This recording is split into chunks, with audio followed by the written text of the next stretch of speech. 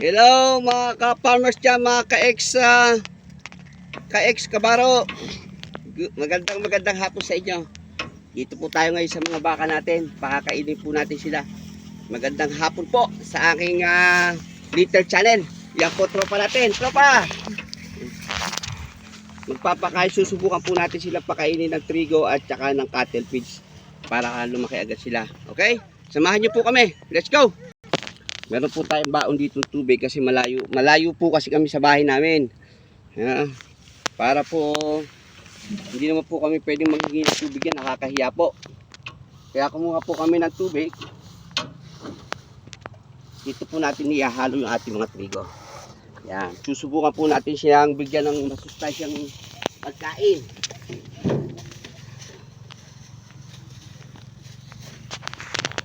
Para hindi laging damo.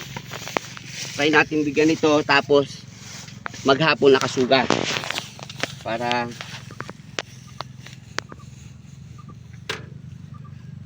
pag ito yung nag-click, ano lang po to, experiment ko lang po. Pasensya na po kayo, hindi pa ako bihasa, bagito pa lang po tayo sa pagbabaka. Marami po tayong sinusubukan kasi kailangan natin subukan na subukan kung saan tayo magiging successful. Ito po yung binili kong cattle feeds. Pag ito'y kinain nila ng maganda, tsaka ako bibili ng marami yan. Baka hindi kainin eh. Isa, bigay isa lang. Try natin. Para hindi agad Sana magustuhan nila ng aking mga alaga para ito na ang kakainin nila tuwing hapon bago isusuga natin.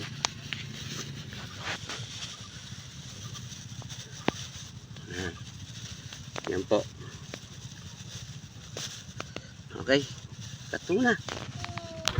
Yun po. Mga kabaro natin dyan, mga kabaka. Lagyan din natin ng konting asin para may lasa. I-mix po natin siya. Trigo at saka cattle feeds. Sana po kainin nila para bibili na tayo ng sasako. Magaling inahin. 3 inahin. Hindi pa inahin. Dumalaga pa lang yan. Try natin silang pagandahin ng katawan para hindi puro damo. Ilang yan. Hop. Yun. Sa lahat yan? Ha? Lahat? Lahat. Kakain mo? Papatabayin lang yung bentahin. Ha? Kala ko yung may bentahin ka. Papaalin ko yan, pap. Yun na po. Try natin si sino ba to? Si Yana. Sarap yan. Sana po magustuhan ni Yana. Aba. Magustuhan guys. Ayos. Palalakihin natin sila, pagagandahin natin. Oh. Pusin mo. Okay. Palaki muna yung si Yana.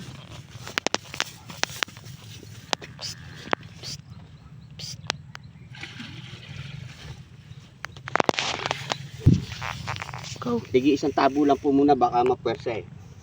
Isang tabong trigo. Isang tabong cattle feeds. Bago konting asin.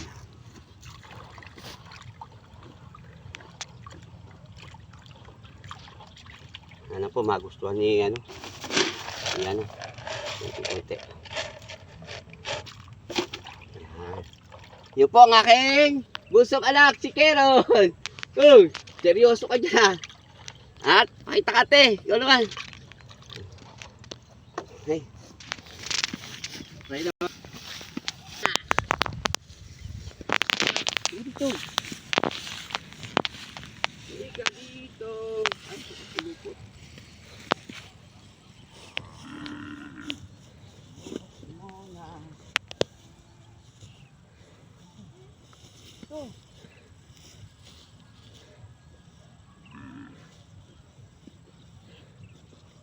Kasi kasanay guys sa tali eh.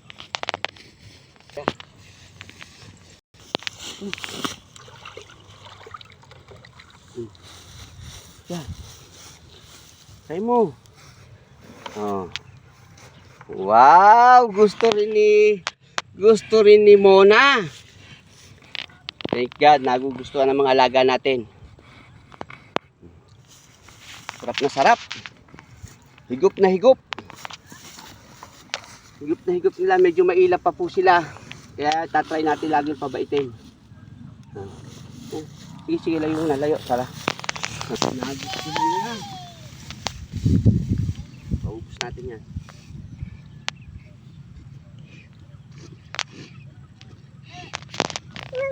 Hello, Karen.